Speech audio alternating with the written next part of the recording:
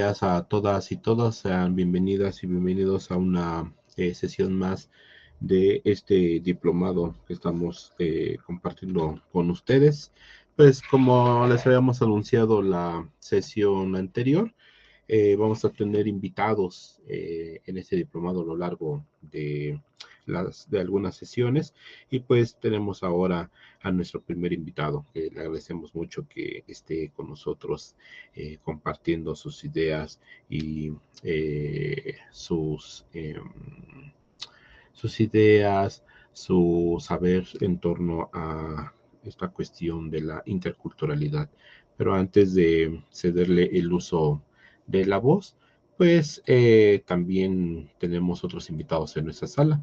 Ustedes ven a el doctor Alfredo Guillermo Rajo Cerventich, quien nos va a hablar sobre una cuestión titulada Hacia una ciudadanía intercultural. Pero también tenemos a una invitada que está presente en esta sala, que es la doctora Edith Lima Báez. Ella es la coordinadora del programa institucional de género en la Universidad Pedagógica Nacional Unidad 131. Y también tenemos al maestro José Acosta Hernández, quien es el coordinador operativo del Movimiento Nacional por la Diversidad Cultural en Hidalgo. Pues ustedes sean bienvenidas y bienvenidos a esta sesión de nuestro diplomado. Pues leo una síntesis curricular muy apretada que nos mandó el doctor Guillermo, Alfredo Guillermo. Pues su experiencia pues es bastante, y su currículum pues sí abarca bastantitas hojas. El doctor Alfredo Guillermo Rajo Cerventich es maestro y doctor en estudios latinoamericanos por la Universidad Nacional Autónoma de México. Es licenciado en Historia por la UNAM. Realizó una estancia postdoctoral allá en el año 2007 en la Escuela Nacional de Antropología e Historia en la Ciudad de México. Es autor de 3 libros, uno que se llama Emilio Castelar en México, otro La Democracia Bárbara, y otro más sobre artículos y temáticas referentes a algunas líneas de investigación que el doctor Cerventich ha estado estudiando, ha estado investigando a lo largo de su vida académica, como son la epistemología teórica y el método de la historia intercultural, la educación popular, intercultural y vinculación comunitaria. Además, es profesor investigador de tiempo completo en la Universidad Intercultural Indígena de Michoacán desde el 2007. Es docente de posgrado en el Colegio de Estudios de Posgrado en la Ciudad de México. Es profesor colaborador del Máster en Antropología de Iberoamérica de la Universidad de Salamanca, allá en España. Es profesor invitado del doctorado en Historia de la Universidad Michoacana de San Nicolás de Hidalgo. Es conferencista invitado en la Universidad de Salamanca desde el 2015. Ha sido jurado de tesis doctorales en la Universidad de Salamanca, igual desde el 2015. Es coordinador operativo del convenio USAL a partir del 2017. Es coordinador general del comité organizador del primer simposio internacional sobre interculturalidad celebrado allá en Pátzcuaro, Michoacán. Además, ha sido conferencista en el 8º Coloquio Internacional sobre Políticas y Prácticas Curriculares, celebrado en la Universidad Federal de Paraíba, en Brasil, y ha sido ponente y organizador del segundo Congreso Simposio Internacional sobre Interculturalidad, celebrado en Brasil. Es investigador estatal desde el 2023 y pertenece al Sistema Nacional de Investigadoras e Investigadores en el nivel de candidatura. Pues le damos la más cordial bienvenida, doctor Alfredo Guillermo Rajo Cerventich. Sea usted bienvenido a este diplomado que estamos compartiendo con compañeras y compañeros del Instituto Hidalguense de Educación para Adultos. Antes de que le cedamos plenamente el uso de la voz y el micrófono, pues le cedo el mismo a la doctora Dalia para que nos comparta unas palabras de inicio. Adelante, doctora Dalia. Sí, buenos días a todos, a todas, a todes, esta nueva sesión del Diplomado de Educación para Jóvenes y Adultos e Interculturalidad. ¿Me escuchan? Sí. Ok, muchísimas gracias, maestra Tania, por estar aquí presente el día de hoy. Bueno, el doctor Raúl ya nos presentó a nuestro ponente del día de hoy, al doctor Alfredo Rajo Cerventic, que nos visita de la Universidad Intercultural Indígena de Michoacán y que nos va a compartir el día de hoy una ponencia sobre ciudadanía intercultural que va a fortalecer los contenidos que estamos abordando en el diplomado. Les agradecemos, por favor, que del doctor para realizar las preguntas. Aquí nos acompaña también el maestro José Acosta, la doctora Edith Lima, y acaba de llegar el maestro Mario Alberto Cuatepozzo, a quien le doy el espacio para que se presente. Él es coordinador de la licenciatura en Administración Educativa. Bienvenido, maestro Alberto. Muchas gracias. Muy bien. Bueno, adelante, doctor Raúl, comenzamos. Pues sea bienvenido también el maestro Mario Cuatepozzo. Pues le damos el uso de la voz Rajo. Adelante, por favor. Bueno, buenos días a todos, todas. Quiero expresar un agradecimiento a el doctor Raúl, a la doctora Dalia, con quienes hemos tenido un contacto frecuente a lo largo de estos últimos años, que nos han permitido empezar a trazar caminos hasta ciertas utopías. Hoy vamos a hablar de ciudadanía intercultural. Hace bastantes años, cuando en México se vivió una insurrección cívica en 1988, abundaron una serie de escritos, manuales, y recuerdo una definición consensuada por parte de Mauricio Merino que definía al ciudadano como aquel que ejercía sus facultades en un Estado de Derecho. Era la época de una llamada transición, un concepto que tomaron prestado, que la ciencia política tomó prestado de la historia, y uno de los problemas que vivíamos en aquella época, incluso se hablaba de transitólogos, y era como un proceso que sabíamos cuando había empezado, pero desconocíamos cómo y cuándo iba a terminar. Y se hablaba de democracia directa, de democracia representativa, de democracia participativa. Me acuerdo que abundaban las definiciones de democracia como el gobierno, a partir de una definición de Abraham Lincoln, de el gobierno de, por y para el pueblo. También había ciertos teóricos que habían convivido en la época de Carlos Marx, como es el caso de Alexis de Tocqueville, que planteaban la democracia en los pequeños espacios. Y poco a poco iba madurando una idea de una democracia formadora, una democracia que se practicaba. Desde luego, se hablaba de el ciudadano, una concepción liberal, individual y de hombres, ¿no? Fundamentalmente.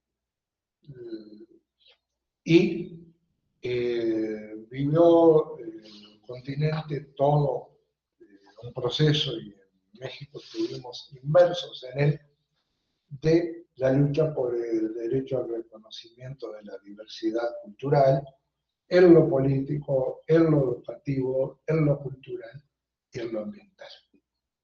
De alguna forma, el esquema de los derechos económicos, sociales, culturales y ambientales, muy en boga en los años 90, a partir de las llamadas organizaciones no gubernamentales, empezó a irradiar hacia los movimientos sociales. Pero todavía estamos en una situación donde los pueblos indígenas del continente, que por alguna razón, de repente por circunstancias políticas, le dieron el apellido de pueblos originarios, pues ir repasando un poco lo que dicen las convenciones internacionales que definían el derecho indígena como aquel existente antes de la invasión europea, no la conquista, y de la formación de los Estados-nación. Entonces, se hablaba de derecho indígena. Y había, en ese sentido, ciertas limitantes para ejercer por parte de las comunidades indígenas ese derecho. En primer lugar, los estereotipos construidos históricamente sobre los pueblos indígenas, las prácticas de discriminación recurrentes y el racismo, como mencionábamos ayer. Es decir, en México vivimos una circunstancia excepcional. Tenemos de repente, cuando hacemos un seguimiento sobre el racismo, por ejemplo, el que están viviendo en este momento los países europeos, la fobia antimusulmana, el odio, que sustituyó el odio nazi o fascista hacia la población judía en la época previa y durante la Segunda Guerra Mundial, pero vemos racismos perfectamente localizados. Y acá observamos un clasismo difuso, no claro. En primer lugar, porque el racismo ha sido atenuado por la idea del mestizaje. Y una experta en la temática del racismo, la doctora Olivia Gall, dice que somos un país racista que niega el racismo. Entonces, y precisamente a través del mestizaje. Y esto nos lleva a pretender ahondar en los problemas del mestizaje. Hoy, por ejemplo, hay un escritor y pensador español, Ramiro de Maeztu, monárquico, que muere casi empezando la Guerra Civil Española en 1936, escribe un texto que se llama Defensa de la Hispanidad y sostiene que la hispanidad no es España.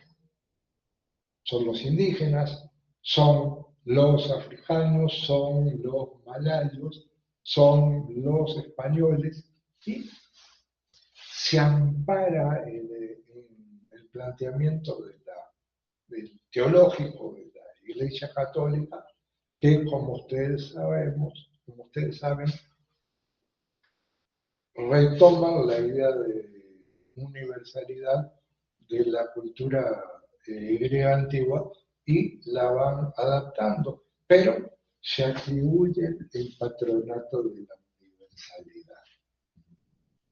Todo aquel que queda fuera de la esfera de el antiguo imperio español, aquel que decían que no se ocultaba el sol, porque cuando era de día en una parte del imperio era de noche otra, en otro lugar, en la época de Carlos V, del emperador alemán que gobernó, bueno, de los territorios de la actual Alemania, de los Habsburgo, que gobernó España, pues van creando la idea de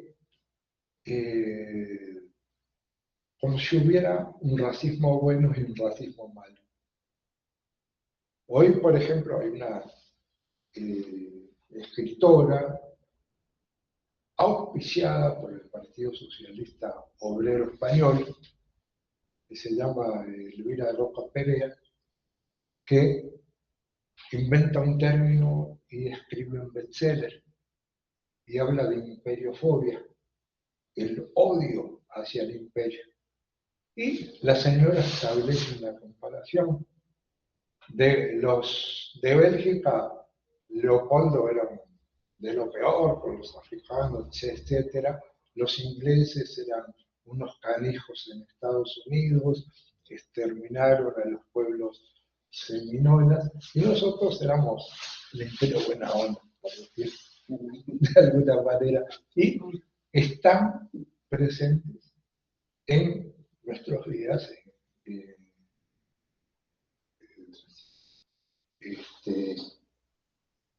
nuestra cotidianidad.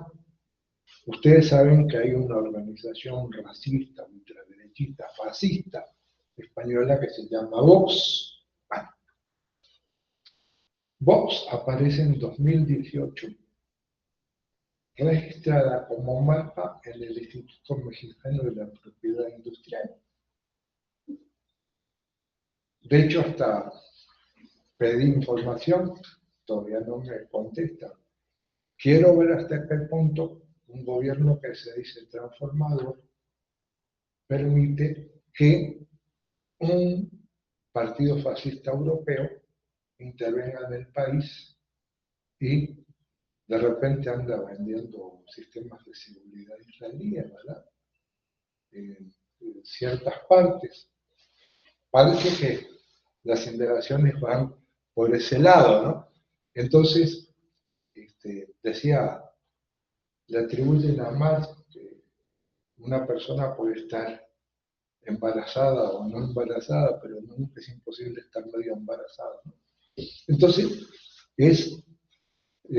perdón, ya empezamos con nuestra actitud claridosa, pero es parte de reconocer ciertas circunstancias, ¿no? Entonces, en este marco, tenemos que ver que tenemos un problema cuando hablamos de racismo, porque es un racismo que pareciera de extraterrestres, cuando está cotidianamente entre nosotros. Y por eso, cuando nosotros trabajamos en las aulas, los programas de interculturalidad, bueno, ¿qué onda? Estamos en una universidad, por ejemplo, intercultural o en una red de universidades interculturales.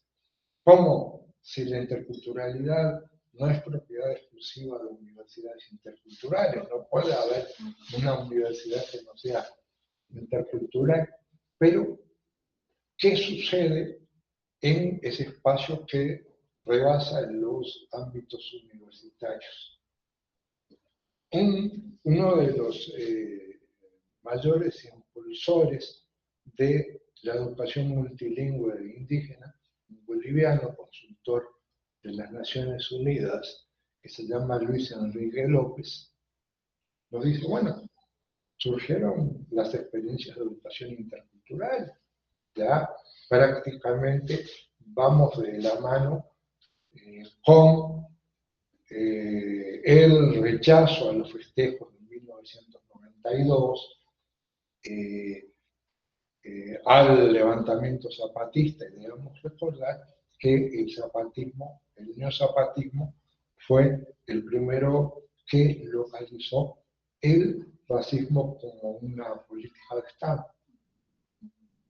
Es decir, son aspectos que el zapatismo contribuyó a nuestro pensamiento y creo que también a nuestras prácticas áulicas o fuera del aula. A través de todos estos años vemos a movimientos indígenas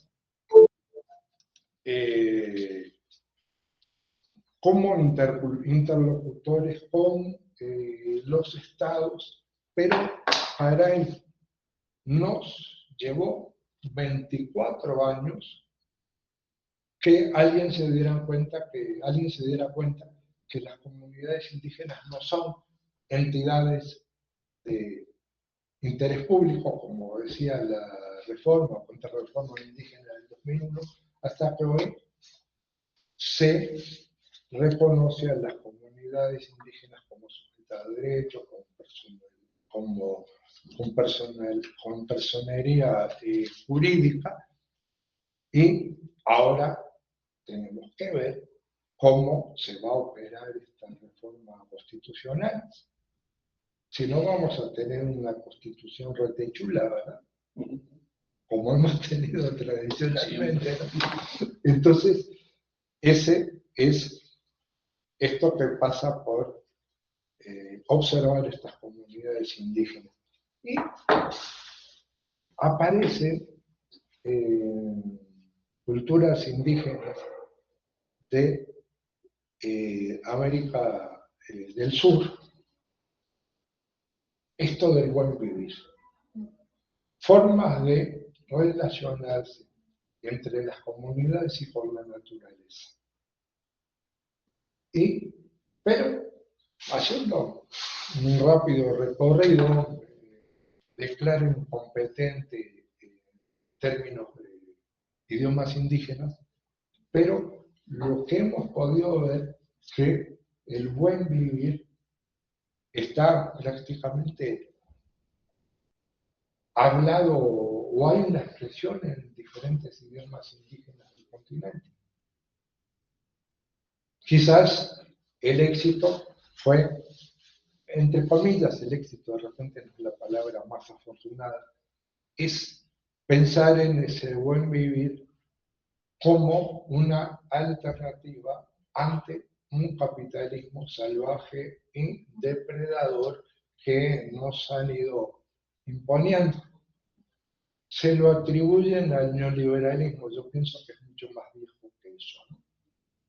Es decir, de hecho hay un texto ya muy antiguo del maestro Sergio Baú, una eminencia de las ciencias sociales latinoamericanas, y hablaba de la economía colonial. Y ya desde esa época, y ahora estábamos hablando con el maestro de la destrucción, producida por la minería, y vemos empresas canadienses, por ejemplo, que andan operando en el estado de Michoacán con la minería a cielo abierto, es decir, con la destrucción ambiental, con los cultivos del aguacate, de la papa, que prácticamente succionan el agua, y hay un desarrollo que evidentemente no sostiene. Y hay cierto aspecto, con todo respeto a la gente que cree, de culpa cristiana. Es decir, me lavo la conciencia y lamento que estén las cosas, pero se lamentan las cosas, ¿no? Y las acciones son otras. Y de repente aparecen documentos de organismos internacionales que hablan de los pueblos originarios o los pueblos indígenas como los guardianes de la naturaleza, ¿no? Y vaya que sí lo son, pero guardianes de la naturaleza y minería. Rescatar la cultura y los saberes ancestrales de los pueblos junto con el extractivismo cultural y cómo se roban las casas de la moda los diseños de las comunidades indígenas. Es decir, toda una serie de, parece que fuera como una suerte de esquizofrenia, ¿no?, que estamos viviendo, pero en este marco hay, y se lo debemos a las comunidades indígenas, la construcción de una nueva conciencia ambiental. Y han tenido que recorrer un largo camino en este sentido. Una maestra escribió hace varios años una serie de análisis sobre el papel de los maestros en las comunidades indígenas. María Eugenia Vargas le llamaba intermediarios culturales. Uno platica con nuestros amigos, con nuestros compañeros indígenas, y algo que parece que fuera deliberado, la gente de repente hace su desarrollo docente no en la comunidad de donde proviene. ¿Será un desarrollo premeditado? Es decir, en determinado momento pues vemos eso y otros aspectos que tienen que ver con el desarrollo de la docencia, además de cierta invención de tradiciones. Es decir, Eric Hobsbawm, el historiador inglés, habla de las invenciones de tradiciones, inclusive la invención de las nacionalidades. Sobre todo, me acuerdo, el primer ministro italiano. Ustedes saben que Italia, en la segunda parte del siglo XIX, además de Alemania, construyen el Estado en ese periodo. Y este ministro italiano dice, bueno, inventamos Italia, ahora tenemos que inventar los italianos. Y así nos inventaron a todos, ¿no? Es decir, esa vieja prédica imperial de divide y vencerás, de repente una frontera dividió a mayas de diferentes países, del norte y de Centroamérica.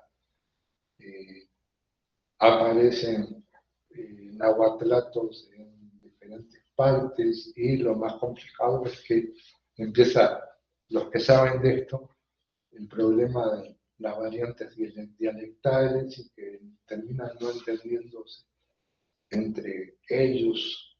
Por algo, de repente, no comparto, pero Felipe Quispe, un dirigente indígena boliviano contemporáneo de Evo Morales, hablaba de la reconstrucción de los suyos, que eran los estados del Tehuantinsuyo, es decir, de esta confederación de estados, que los muy románticos y jóvenes de los 70 hablábamos del imperio socialista de los incas, pero ese es otro rollo que se ha estado manejando. Y en medio de esta dimensión de las tradiciones surge la temática de la nacionalidad. Y fundamentalmente se va construyendo una idea de nacionalidad mestiza, en la cual para pertenecer a una nacionalidad había que dejar de lado las lealtades hacia la patria chica, hacia las comunidades, ¿no?, en pos de una patria grande, una nacionalidad mexicana, chilena, uruguaya, lo que sea, ¿no? Y Gonzalo Aguirre Beltrán, un importante médico y antropólogo mexicano, acuña un término que le llama regiones de refugio. Palabras más, palabras menos, aquellos lugares donde las comunidades tenían una relación subordinada con las élites. Y previo a eso va surgiendo el indigenismo. Bueno, comentaba Luis Villoro que el indigenismo prácticamente está presente desde la primera presencia, perdón la redundancia, de los españoles en nuestro continente. Es decir, esta idea, por ejemplo, hubo un obispo, Diego de Landa, en Yucatán, que empieza a observar los códices indígenas, que eran los documentos administrativos de las comunidades indígenas mayas, los padrones tributarios, los documentos narradores de la memoria de los pueblos. Pues Diego de Landa ve que aparecen representadas en esos códigos la apariencia de las cruces. Y en un razonamiento, dicen que elemental, comenta, bueno, por acá anduvo el diablo confundiendo y quememos la evidencia del diablo. Y quedaron cientos de códices que sobrevivieron a la quemazón, ¿no? Y es parte de un culturicidio que se genera, ¿no? Bueno, y a la par de que los pueblos originarios eran almas buenas, engañadas por el diablo, merecían un estatuto de protección, y así va surgiendo un primer indigenismo. Y ya para los años 40, perdón por los saltos temporales tan grandes, 1940, se celebra en Pátzcuaro el primer Congreso Indigenista Interamericano, con delegados de todos los países del continente, desde Canadá hasta las regiones más australes de Argentina y Chile del continente. Solamente nos mandan delegados Canadá y Paraguay. Y en el discurso inaugural del Congreso Indigenista Interamericano, el presidente Lázaro Cárdenas del Río dice que hay que mexicanizar al indígena. Entonces, antes de 1940 no era mexicano. Y acá, el Congreso Indigenista Interamericano, pues tiene entre sus varios resultados que se van formando institutos indigenistas en diferentes partes del continente, Guatemala, Bolivia, Perú. En México, hasta 1948, se funda el Instituto Nacional Indigenista y va floreciendo esta idea y estas prácticas del indigenismo como una política de Estado hacia las comunidades indígenas. Pero, en el fondo, mi opinión es que no deja de ser una práctica mestiza. Es decir, un compañero purépecha de Michoacán, estábamos debatiendo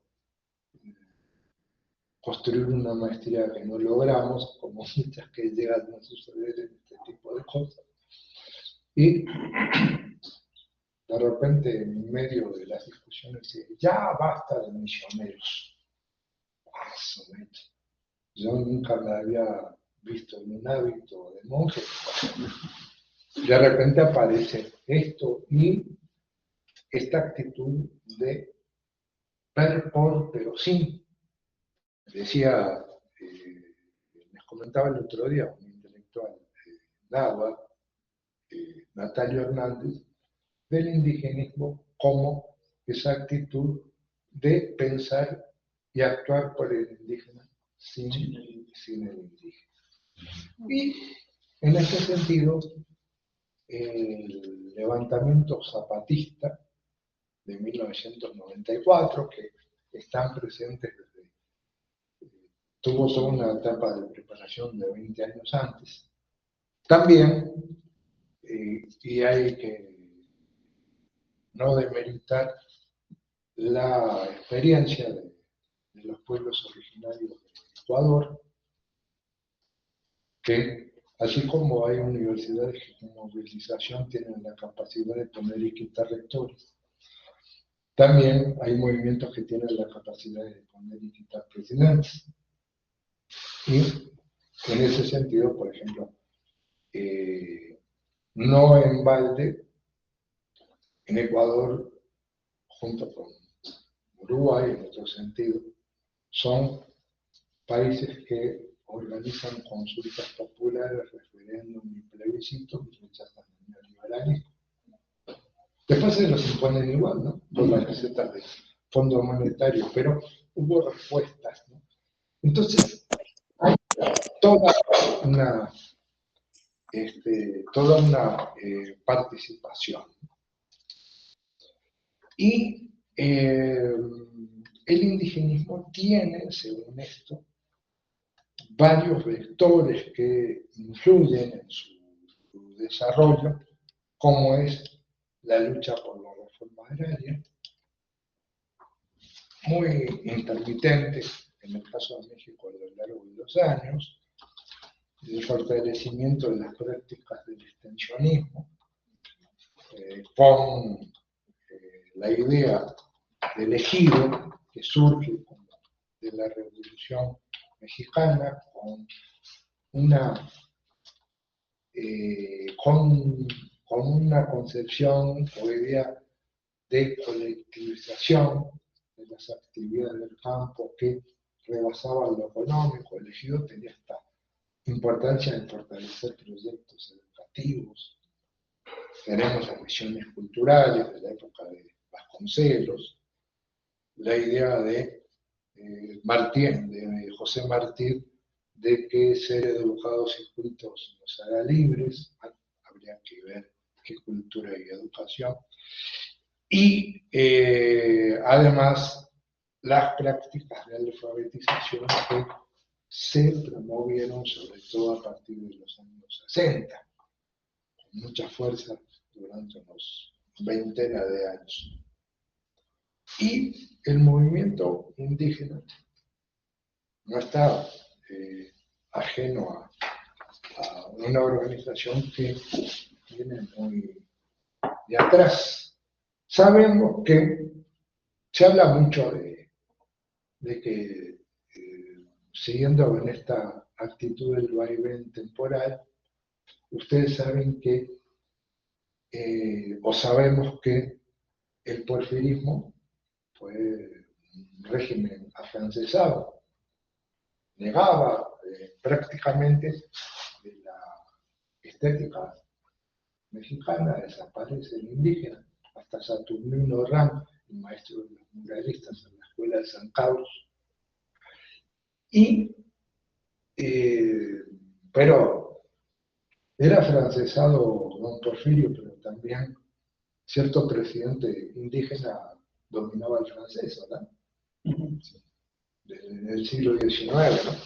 Entonces, había un diario que se producía en México, que se editaba, que se llamaba Lettré de la Unión, un tal René Masson, y toda la élite liberal de la Reforma lo leía al derecho y al revés. ¿Sí? Pero ya para el siglo XX, con la Revolución, emerge. Por ejemplo, hay un michoacano, Miguel de la Trinidad Regalado, que funda la Sociedad Protectora del Arroz Indígena en las primeras décadas del siglo XX. Pero tenían vieja práctica colonial, que los pleitos, por ejemplo, en términos de propiedad, no se dirimían en los juzgados locales. En la época de la colonia se dirimían de repente del otro lado del océano. Y había representantes que vivían representando, valga la redundancia, de las comunidades y con pocos resultados. Y conocedor de esto, Miguel Regalado, que después fue inspector del trabajo en la época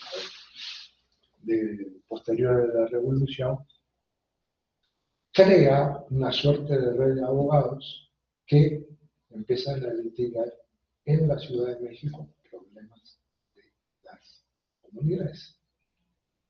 Faltaría mucho antes que apareciera esta nueva camada de abogados, defensores de las comunidades.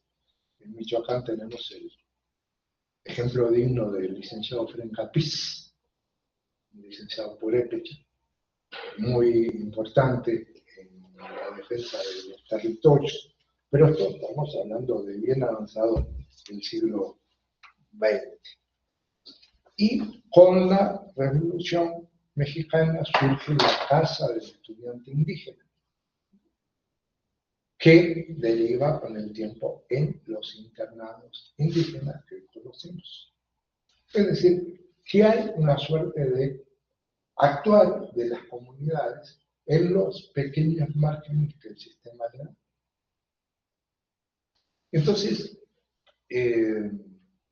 bueno, en Michoacán hasta tuvimos un procurador en el siglo XIX indígena, purépecha hablante, pero procurador general de la República.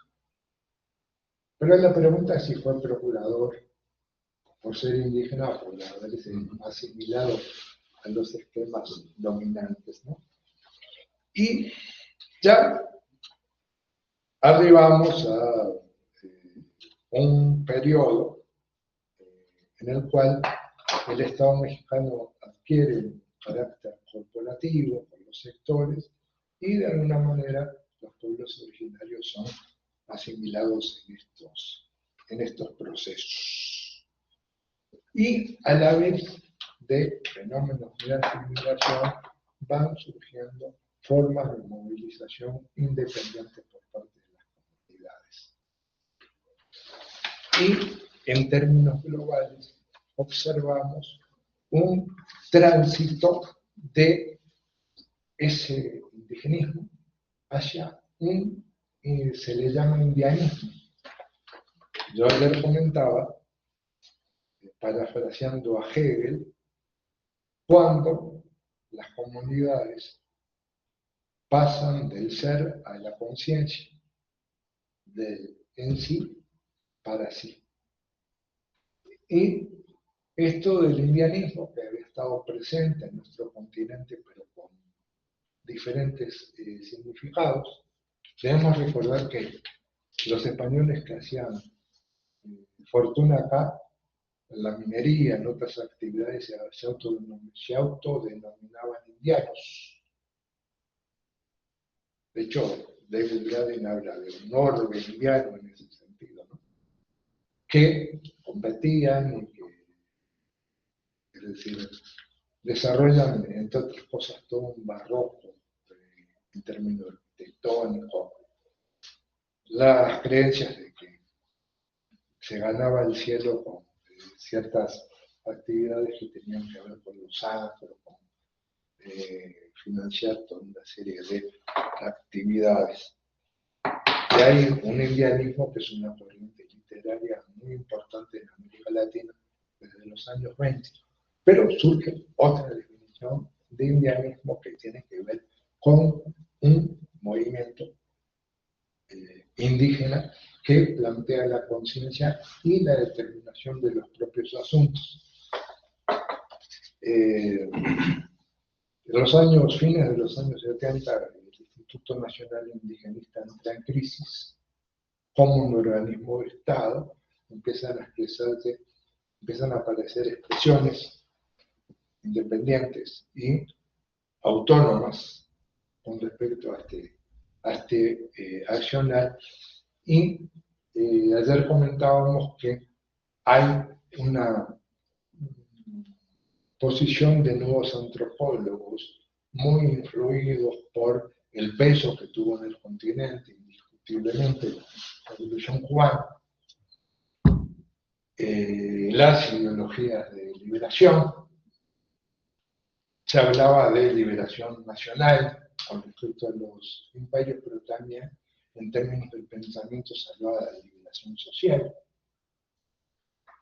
Y hay un movimiento que inicia con antropólogos hacia principios de los 70, pero hacia fines continúa este movimiento y se reúnen en Barbados 2 veces líderes de comunidades indígenas y antropólogos que empiezan a hacer nuevos planteamientos hacia las comunidades indígenas. Y tenemos un planteamiento en el cual el zapatismo es muy, muy, muy importante como forjador junto con otros actores de otras ideas de ciudadanía. ¿Se acuerdan que al principio de la exposición hablábamos de la ciudadanía individual, liberal? Álvaro García Linera, el vicepresidente de Evo de Bolivia, que estudió aquí, boliviano que se formó, creo en el área de matemáticas, pero un pensador muy interesante, habla de ciudadanía comunitaria. Que la ciudadanía como una expresión individual, liberal, ya es insuficiente. Y estamos arribando a una nueva etapa una nueva vieja etapa de los derechos colectivos. Un movimiento que aflora de los años 70, pero va adquiriendo, y tiene que ver mucho con los movimientos en defensa de los derechos civiles en Estados Unidos, y ahora adquiere una dimensión colectiva.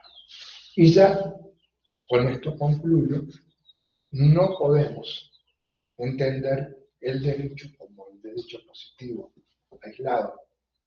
Hay un derecho que le atribuyen de repente a ciertas versiones del cristianismo que le llaman la patrística, es decir, el derecho de los padres de la iglesia que planteaban aspectos que rebasaban esta idea del derecho colectivo, y estamos, creo yo, ante el momento de discutir, comentar y pensar una ciudadanía intercultural. Una ciudadanía en la cual las diferentes expresiones de la diversidad cultural y de la interculturalidad tengan que ver y que decir y que participar. Las mujeres que son muy importantes, es decir, la extrema derecha se está volviendo loca con el feminismo, ¿no? Porque de repente es la mitad de la población que dice que ya no va más una forma de pensar y de actuar, ¿no? Los pueblos originarios, los afrodescendientes, los obreros que siguen siendo protagonistas, los trabajadores de estos procesos, y estamos a la espera de reformulación de nuevos consensos que dan lugar a estas nuevas formas de licenciatura, de estas nuevas formas de ciudadanía que, como dijera el zapatismo, ya es hora de construir un mundo en el que quepan muchos mundos. Y ahí la dejo. Gracias, doctor. Doctor Raúl, te cedo la palabra. Pues muchas gracias, doctor Rajo, por su exposición, por sus reflexiones sobre cuestiones, pues no de moda, sino importantísimas, el ciudadano y también cómo se puede construir una ciudadanía intercultural.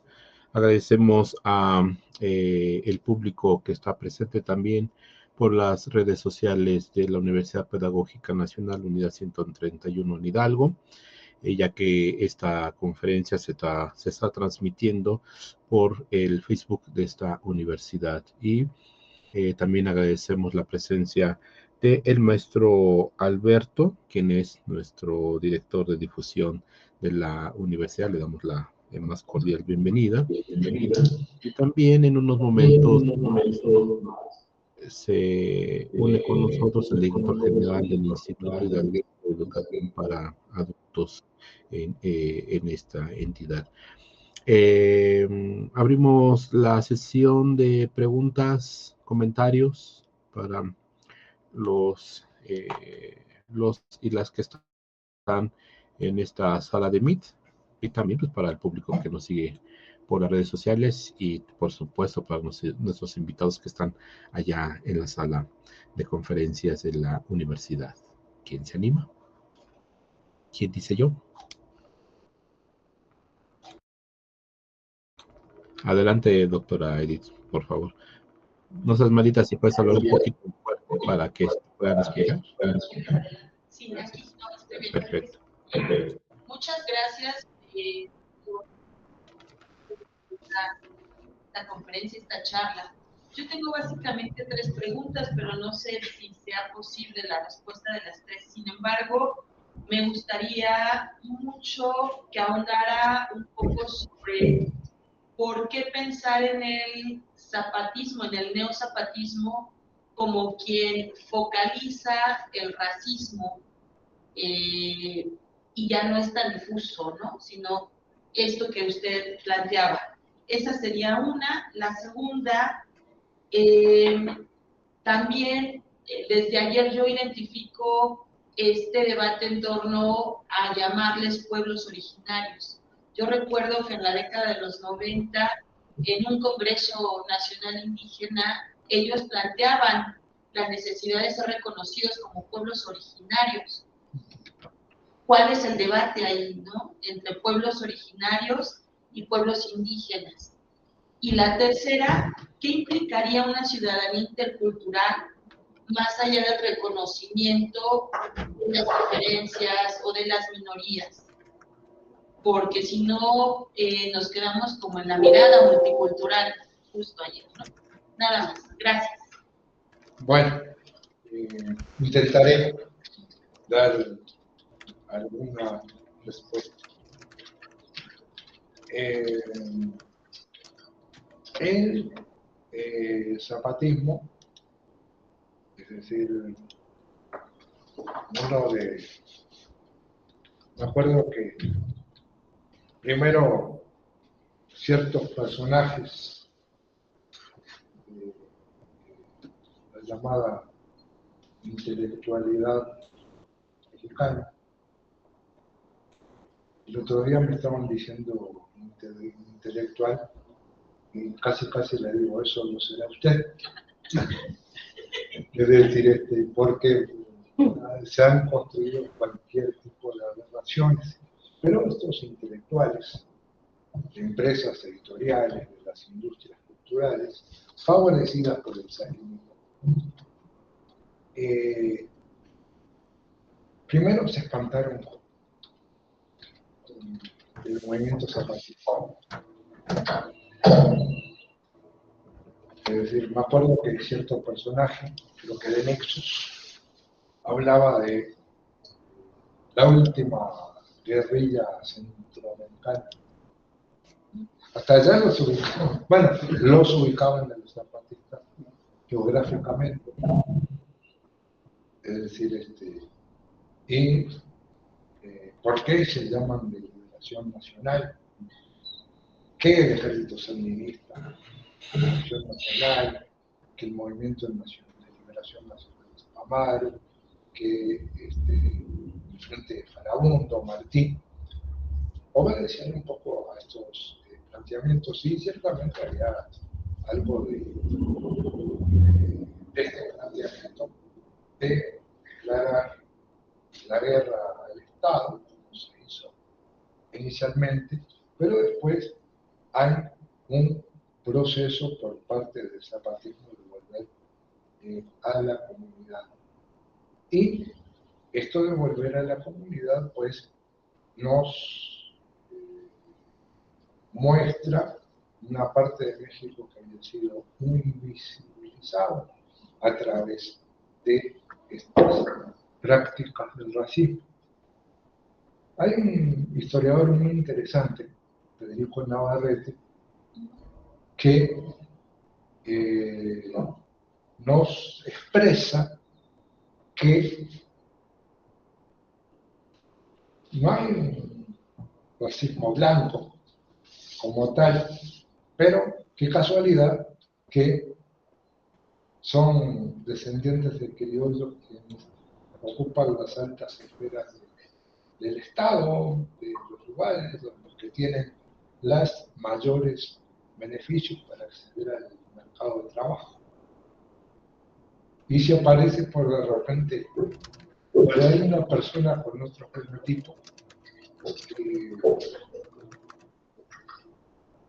en época de una de las consultas zapatistas, una persona me preguntó si yo estaba loco por andar participando, ¿no? ¿Eso qué tiene que ver con ustedes? Pero no quiero acá caer en una narrativa individual, de experiencias o de vivencias, pero hay un racismo estructural y que el zapatismo lo pone sobre la mesa, ¿no? El otro aspecto es que primero eran los monstruos que nos iban a quitar la nacionalidad, ¿no? Era el planteamiento que se daba de las élites, pero después era una guerrilla no de papel, sino digital. Y bien que les molestaba de que los espacios mediáticos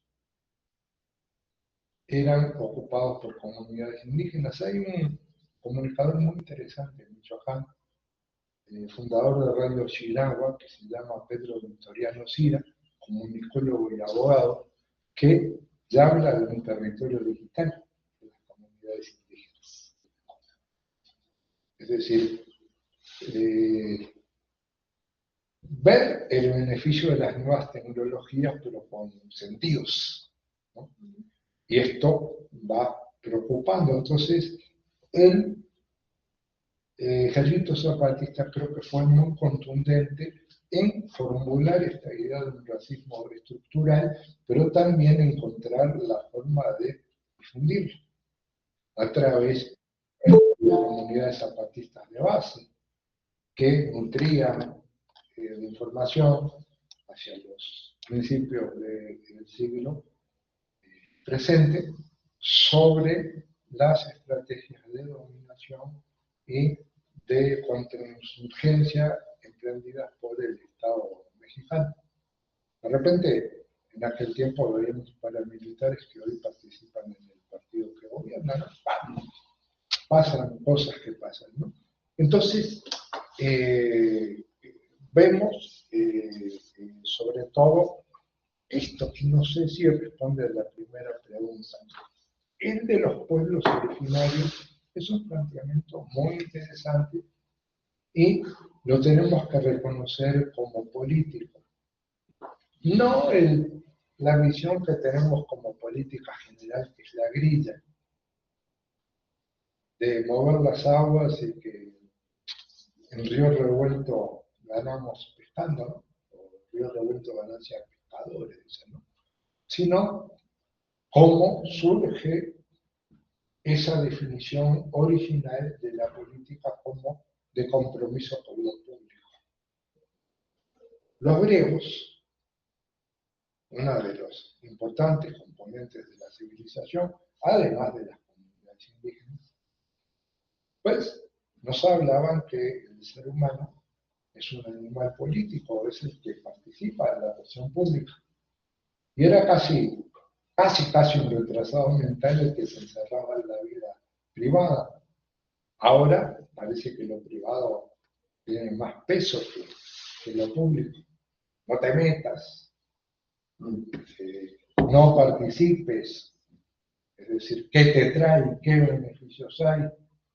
¿Cuánto puedes ganar económicamente si te metes? Es decir, son preguntas que hoy se hacen y que hace 30, 40 años no nos planteamos eso, ¿no? Entonces, y con esta idea de una política digna, se va conceptualizando esta idea de pueblos originarios como los que estaban ahí, y hay pueblos originarios en los 5 continentes. Ayer mencionaba, por ejemplo, que desde fines de los años 40, mediados del siglo pasado, los palestinos se definen como pueblos originarios, por ejemplo, de esta región del Oriente Medio, hablan de los cananeos, y cómo se fue inventando una nacionalidad. Yo sé que esto va de repente a provocar alguna molestia, pero con una idea que es el sionismo, ¿no? Que no tiene nada que ver con el pueblo de Israel, que es otra cosa. Yo creo que tenemos siempre que distinguir entre políticas estatales, inclusive cuando llegan a plantear un genocidio o llevar a cabo, y un pueblo que a veces está oscilante. Ahora aparece en las noticias una gran manifestación del pueblo de Israel contra el genocidio. Entonces, es un pueblo originario, como son pueblos originarios los de África, los de Oceanía, y muy en la tónica zapatista se hablaba de pensar las cosas desde abajo y a la izquierda. Entonces, y inclusive había quien planteaba que era hora de desarrollar esta interculturalidad, pero desde abajo, entre los pueblos, entre los países.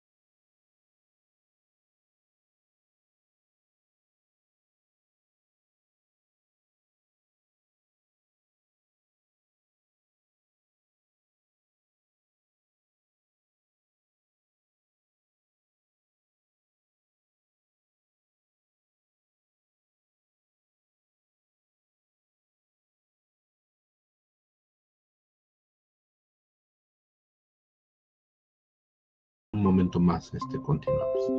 Pero pues aprovechamos la pausa. Pero ya está, seguimos. Ya estamos, doctor Raúl, gracias. Adelante, por favor. Disculpa. Adelante, doctor. Bueno, y hablaba de la importancia del territorio, ¿no?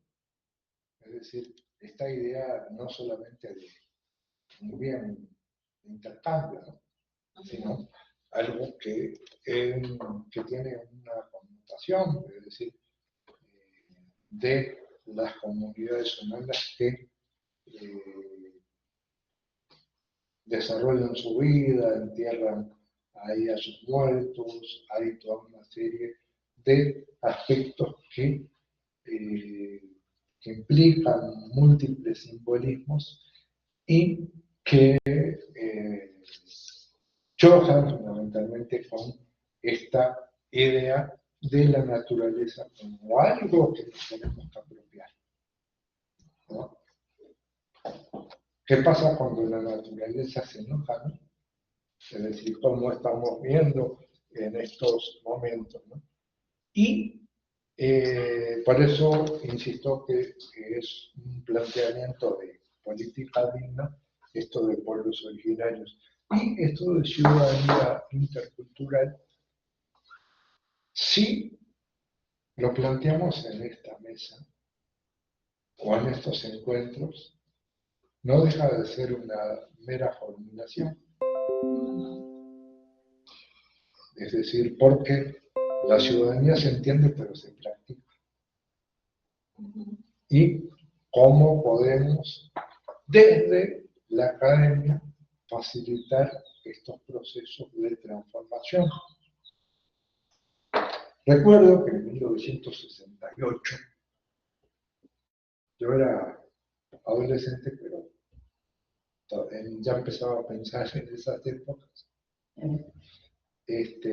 Había un filósofo muy importante europeo que era Herbert Marcuse, y Marcuse planteaba a las instituciones universitarias y educativas en general y a la intelectualidad que operaban ellos como sujetos de cambio. Yo sí estoy contra eso. Perdón, no quiero hablar en términos del lenguaje, de los pros y de las contras y de los antagónicos, pero creo que la historia la han hecho y la siguen haciendo los pueblos, con un carácter plural, y nosotros de repente en el mejor de los casos podemos dar cuenta de estos procesos, pero no caer en ciertos protagonismos que creo que no nos corresponden. En términos de ciudadanía, facilitar metodologías para pensar, para mí está muy bien, pero a la hora de la acción, es decir, podemos ser participantes, pero fundamentalmente sin caer en esta formulación de multitud, como surgió a partir de ciertos pensadores post-leninistas, estoy hablando fundamentalmente de Negri, Antonio Negri, que decía que los pueblos, estas multitudes amorfas, hacen la historia. Creo que no es precisamente esto, sino hay pueblos concretos, de carne y hueso, que operan con nombres, con apellidos, con historias, con microhistorias, en el sentido de esa historia que oficialmente se ha negado, pero que se rescata de épocas muy antiguas, lo que las élites no quisieron decir. Es decir, hay mucho por hacer, pero, es decir, con y en diálogo permanente con la sociedad. Eso sería. Muchas gracias, doctor. Como tenemos la transmisión por las redes sociales de la universidad, tenemos unas participaciones de una seguidora, Claudia Chavarría, quien nos pregunta: ¿existe alguna influencia de Francisco I. Madero en el sistema educativo actualmente?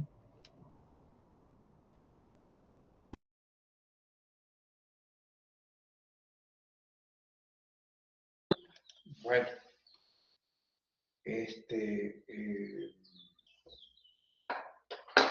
tendremos que ir pensando en la Revolución Mexicana y Enrique Florescano, hay un texto que recomiendo que se llama El Nuevo Pasado Mexicano, y más o menos cada 10 o 15 años planteamos una nueva historia. Sí, y en ese sentido, de repente, Madero es un personaje muy importante, indudablemente, el Ejército Liberador del Sur, al no cumplirse los planteamientos del plan de San Luis, se da el plan de Ayala. Dicho sea de paso, y comentario al margen, hay un historiador que se llama Antonio Anino, dice que en México las rebeliones han sido fuentes de derecho, porque no poca legislación surgen de rebeliones y documentos que orientan o surgen de la protesta. Y Madero es un personaje complicado, para mi entendimiento, porque veo hay una rebelión zapatista contra Madero, pero también otra expresión de la Revolución Mexicana muy importante, de los colonos militares del norte, del general Francisco Villa o de Ortega Arango, pues se revela defendiendo al maderismo. Es decir, es, como quien dice, la presencia de Francisco Madero está en muchos sentidos presente. Sí, el maderismo es importante en la educación. Debemos reconocer que, primero, entender cómo nos educamos. Hay una educación en las aulas, en las instituciones, pero también hay una educación desde las tribunas, desde las plateas. Decían los liberales del siglo XIX que la escuela, la prensa y los debates parlamentarios educaban a los pueblos, era como, les llamaban pedagogía cívica.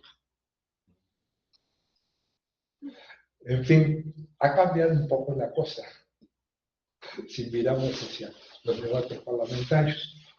Pero, sobre todo, hay figuras que en cada periodo gubernamental un presidente los transforma en su imagen, en una suerte de que una persona es la recreación de otro que existió antes. Salinas hablaba de Zapata, quién sabe por qué no. Últimamente se ha hablado mucho de Madero. Porfirio Díaz hizo coincidir su cumpleaños con la fecha de la independencia. Entonces, indirectamente, esto nos lo dice Federico Navarrete, pues en algún momento se erige Porfirio Díaz en la representación del padre de la patria. Y después todos los presidentes son la representación del padre de la patria, un día por lo menos, ¿no? Entonces, y no debemos soslayar que, y esto es algo muy notorio, muy importante, desde 2018 para acá, que las máximas autoridades políticas empiezan a jugar un rol educativo. Y no sé si esto tenga que ver con la pregunta de la importancia de Francisco y Madero en la educación. Sí, es importante. Muchas gracias, doctor. ¿Alguien más quiere participar? Yo tengo algunos comentarios. Adelante, ¿quién? ¿Dijo yo? ¿No? Bueno, aprovechando que tengo el uso del micrófono, cuando usted hablaba, doctor, sobre estos racismos en México, esos racismos localizados, se enlaza con esta cuestión del extractivismo cultural, ¿no? Alguien se cree superior y cree que merece tener, obtener y también plagiar parte de la actividad cultural y también de la actividad iconográfica de los pueblos. Tanto así que en Hidalgo pues hemos tenido varios casos sobre esto. Uno de los más recientes es allá las manifestaciones de las bordadoras del Valle del Mezquital, porque alguien tuvo la grandiosa idea de registrar parte de la iconografía de los pueblos del Valle del Mezquital, los pueblos otomíes o ñañús. Y hubo una protesta fuerte y seria de las bordadoras. Fueron a hablar con autoridades gubernamentales, se fueron a la Ciudad de México para evitar que esto continuara, ya que se inventó una muñeca, o se creó una muñeca similar a la que existe en los pueblos otomíes en Querétaro, la muñeca Lele, pero con la vestimenta y la iconografía de los pueblos del Valle del Mezquital. Esto eh, nos habla de que los pueblos, aún con las legislaciones, pues siguen siendo saqueados en diferentes formas, y estas son unas formas tan sutiles que a veces uno no se da cuenta, como mostrar parte de la tradición oral, que no hay permiso de los portadores y se transmite de todos modos, o poner de forma también irrespetuosa o irreverente los diseños de las iconografías propias de los pueblos en objetos que nada tienen que ver.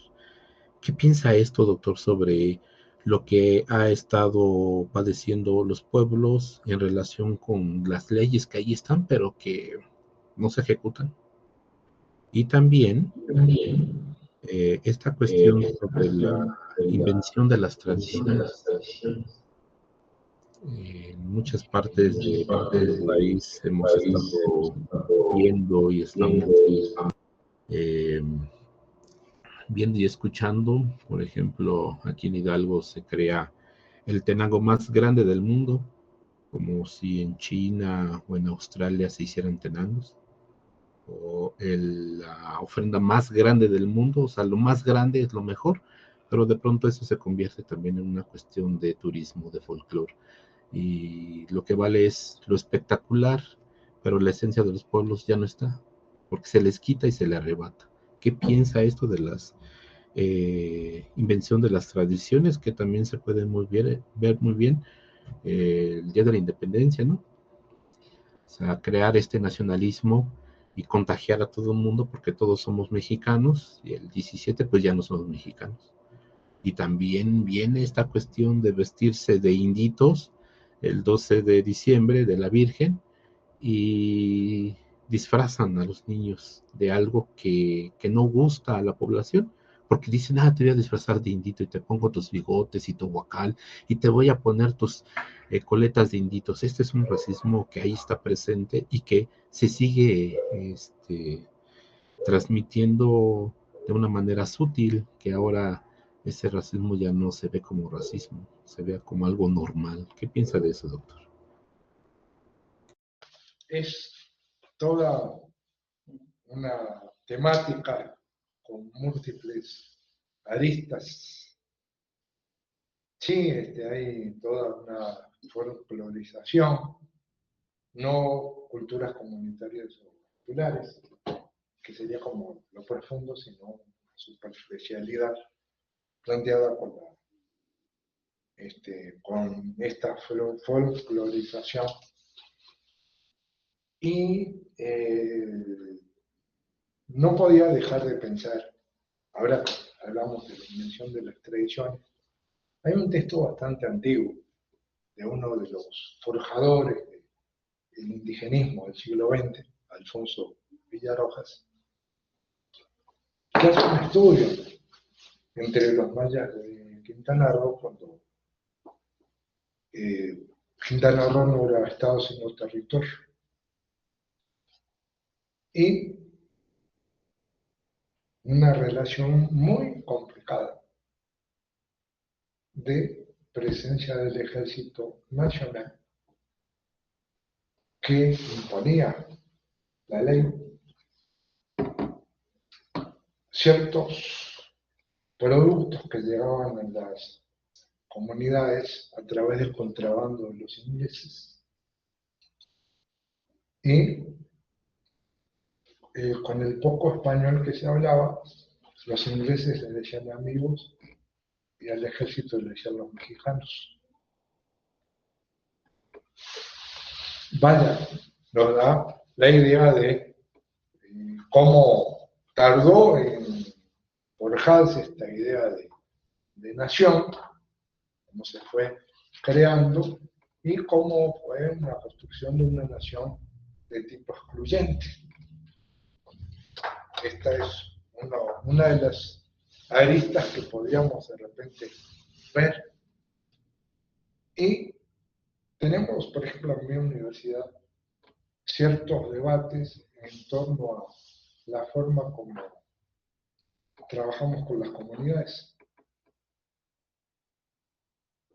De repente, una autoridad educativa de la anterior administración le convence una iniciativa que surgió en la universidad de un congreso universitario con la participación de todos los actores para definir el rumbo de la universidad. Algo que, como dicen los abogados, está incoado. Un archivo que está ahí pendiente de ejecutar. Pero nos planteaban que en esta reformulación de la universidad era muy importante la participación de las comunidades. Y por parte de nosotros surgió cierta inquietud. Empezar a obtener información sobre la organización de las comunidades, sobre la forma como reproducen su vida, sobre sus sistemas normativos, y que esto no volviera en la comunidad. ¿Estoy todavía? Sí. Podía ser extractivismo cultural de nuestra parte. Si obtenemos información y no la regresamos, ¿cuántas veces sucede? Me acuerdo que hace ya como 20 años yo andaba por una región de Tabasco, por los pantanos de Centra, y una comunidad de Chontal, por esos lados, tenían una casa museo. Era la casa del antropólogo, que alguna vez había pasado por ahí y ya había hecho su investigación. ¿Y qué pasó con esa investigación? Lo más seguro es que quién sabe. Entonces, en determinados momentos, pues, lo comentamos y salimos de repente a hacer trabajo de vinculación comunitaria y somos la quinta o sexta institución que ha estado presente en una comunidad, pero no hay una idea concreta de qué pasó con esa investigación. Entonces, esto exige de nuestra parte como universitarios actitudes críticas y autocríticas. Si no, vamos a jugar a una universidad de diferente tipo para seguir reproduciendo universidades convencionales. ¿Alguna pregunta aquí en la mesa, maestro Alberto, maestro Luis? Maestro José, adelante, maestro José Acosta. Pues agradecer enormemente todo lo que el doctor Rajo nos ha compartido. Es un tema bastante amplio. Necesitaríamos muchas horas, mucho tiempo para seguir hablando de lo mismo. Hablar de ciudadanía intercultural nos obliga a pensar en muchas cosas. Hoy se ha puesto el acento de alguna manera en el racismo estructural, pero se ha creado también por ahí la categoría del racismo introyectado. Y este racismo introyectado, que es el racismo del indígena por lo indígena, nos limita para construir una ciudadanía intercultural. Nos obligaría a un ejercicio previo que sería un ejercicio de intraculturalidad, que me permita mirar lo propio con otros ojos y me prepare para poder caminar en un escenario, en la construcción de un escenario intercultural. Ayer nos decía que muchos confunden fácilmente términos o conceptos como multiculturalidad e interculturalidad, lo cual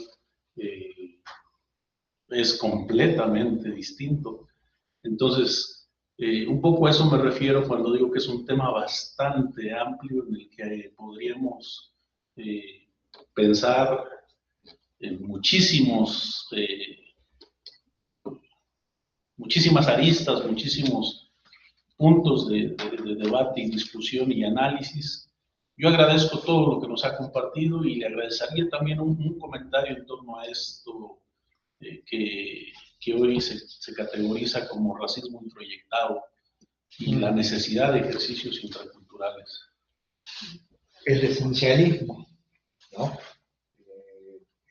Fundamentalmente, de transformarse en el eterno discriminador, discriminado, opresor, en otro tipo de circunstancia. No me gusta el término racismo al revés. No, el racismo para mí es una práctica que se genera desde el poder y desde el Estado, para mí. Pero hace ya algunos años, el sociólogo Pierre Bourdieu hablaba del racismo de la inteligencia. Me presento en un grupo, yo soy el doctor Alfredo Rajo. Es mi síntesis curricular, ¿no? Y este es mi programa y yo soy el doctor y ustedes son los estudiantes. Y porque hay sabemos que los paradigmas educativos se construyen con base en consenso de la comunidad científica y el asunto es si estás dentro o fuera. Y muchas veces puede propiciarse la actitud de que uno está adentro, que uno está en el SNIG, en el PRODEP, tiene ciertas posiciones de poder, de repente no el poder del Estado, pero nuestra parcelita donde nos sentimos fuertes, ¿no? Y como en determinado momento vamos, ustedes como pedagogos saben que hay un currículum oculto, ¿no? Entonces, como en determinado momento, pues vamos generando en el estudiante, porque casualmente vamos generando actitudes. Y de repente vemos que nuestros antiguos estudiantes se transforman en profesores y nosotros somos blancas palomitas ante lo que se está sucediendo, ¿no? Cómo se olvidan este tipo de cosas, ¿no? Y esta idea muy conservadora, que vivimos en una sociedad jerárquica y te acostumbras a la jerarquía o no vives. Entonces, eso lo vamos impulsando desde el aula.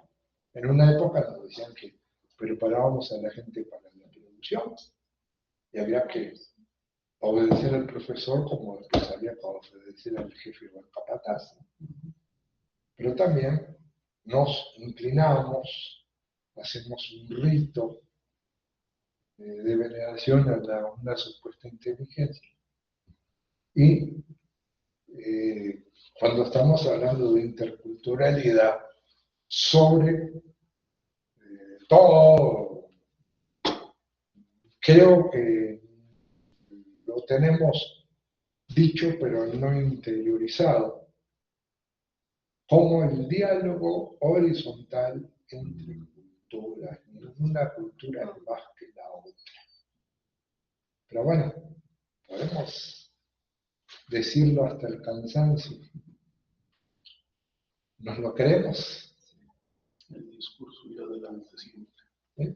Es decir, un discurso acompañado de una práctica es lo complicado. Y aparte, yo hablaba hace rato de los loquitos. Es decir, a mí me formaron en el cual mis profes de la UNAM me traían el programa, a ver, vamos a hacer una crítica del programa. Lo ponía en la consideración y lo cambiábamos. Entonces, a ver, chavos, este es su programa. ¿Cómo lo...? Pero dice, dicho pues, una o pocas golondrinas no hacen verano. Y si hay una práctica recurrente en que es mi programa que yo hice, que yo lo implemento, tú estudiante, ¿quién eres para ejercer una crítica? ¿No? Pues estamos fallando, creo, en uno de los planteamientos de la interculturalidad que va de la mano de lo que se ha dado a llamar la intraculturalidad, que todos aprendemos con H intermedia, con la mediación de nuestra cultura. No podemos entender a los griegos si no sabemos que somos nahuas, o ñañús, o de otro pueblo indígena, de otro pueblo originario. Entonces, cuando empezamos estos ensayos del modelo intercultural, se decía de que no íbamos a renegar de las culturas, de las categorías del pensamiento occidental, pero las comunidades se las iban a apropiar. Entonces, claro que esto da para muchos debates, pero también para mucha observación. No sé si se usa todavía, pero me acuerdo que en una época había profesores ejecutantes, pero les llamaban profesores, ¿cómo les llamaban? Los que aprendían en el aula. Practicantes. Observadores y practicantes, sigue siendo. Bueno, pero eso entre nosotros no está. Es decir, y creo que sería muy necesario en ese sentido. Por ejemplo, una comunidad muy importante es la de los profesores, en el ámbito de los estados, en el ámbito nacional. Inclusive, una de las cosas que nos hemos formado fuera del magisterio, nos damos de topes en que sabemos, pero no sabemos enseñar. Y cómo se ha descuidado la dimensión pedagógica de las formaciones, cuando muchos de nuestros estudiantes van a ser profesores.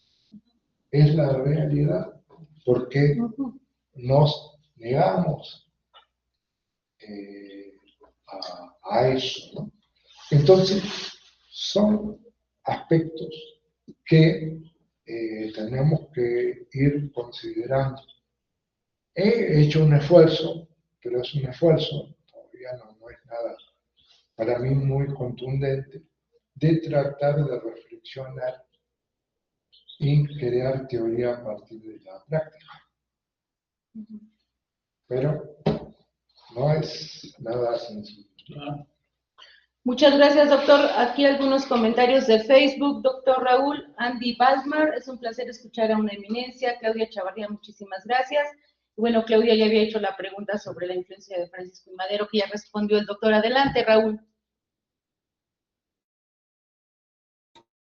Pues muchas gracias. Ya vamos a ir cerrando nuestra sesión de este diplomado que estamos desarrollando para los compañeras y compañeros del Instituto Hidalguense de Educación para Adultos, Diplomado de Educación de Adultos e Interculturalidad.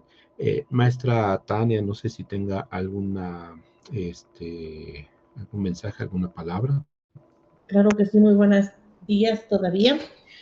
Primero que nada, agradecer al maestro por esta estupenda exposición. En verdad, a veces nos ponemos a pensar muchas cosas, nos hace reflexionar y nos regresa a tiempo atrás y decimos cómo nos cambiaron por un espejito, ¿verdad? Entonces, ahí es donde digo, híjole, ¿por qué con el espejito? Entonces, cuando teníamos, digo, en esos momentos tantas cosas que brindar, tantas cosas que dar, pero como siempre, no, nosotros somos de buen corazón. Sin embargo, a lo mejor otras personas ven diferente a nosotros esta parte, esta cosmovisión la ve diferente, y en verdad yo agradezco mucho al maestro por esta exposición. Un fuerte abrazo al maestro Acosta, que por ahí lo veo.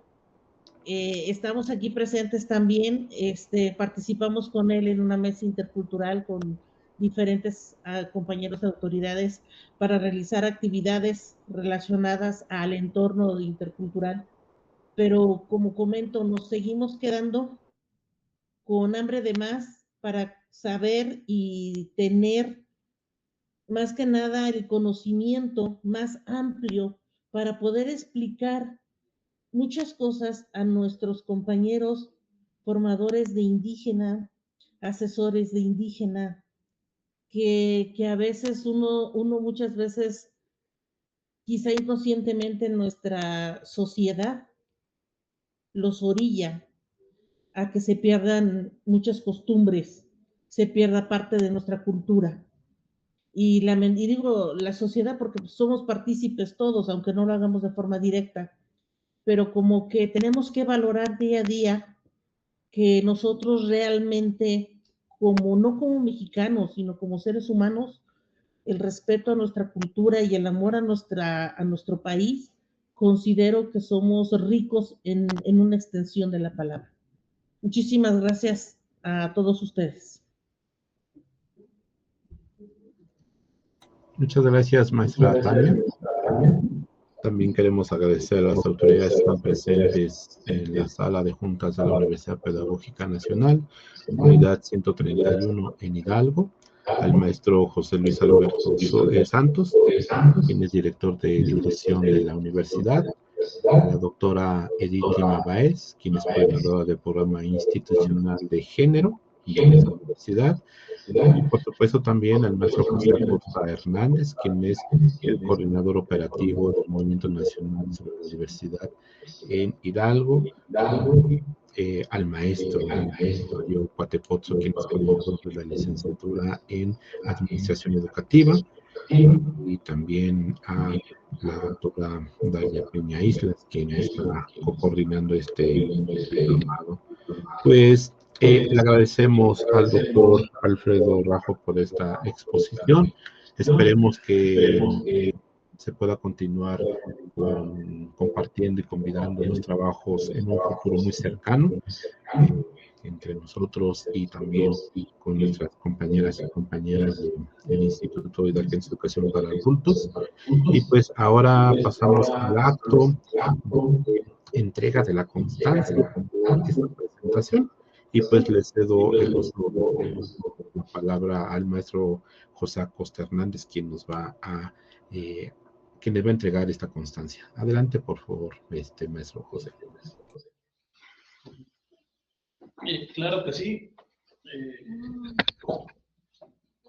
Con mucho gusto hacer entrega de esta constancia al doctor Rajo, que a la letra dice: El Movimiento Nacional por la Diversidad Cultural de México, a través del Grupo Interinstitucional de Hidalgo, otorga la presente constancia al doctor Alfredo Rajo Cerventic, de la Universidad Intercultural Indígena de Michoacán, por su ponencia hacia una ciudadanía intercultural durante el Diplomado de Educación para Jóvenes y Adultos e Interculturalidad, dirigido a asesores del Instituto de Educación para Adultos. Firman el secretario técnico del Grupo Interinstitucional, doctor Miguel Ángel Ortega Sánchez, y un servidor, coordinador operativo, José Acosta Hernández. Agradecidos infinitamente, Bueno, muchas gracias. por su aportación. Muchas gracias. Y esperamos que podamos seguir estas conversaciones con